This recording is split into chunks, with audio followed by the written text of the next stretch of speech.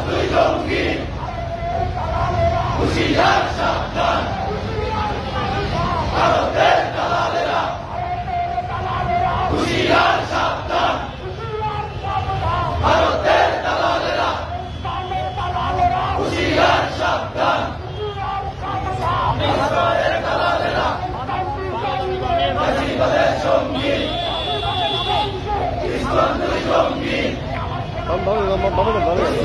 ঠাই নাই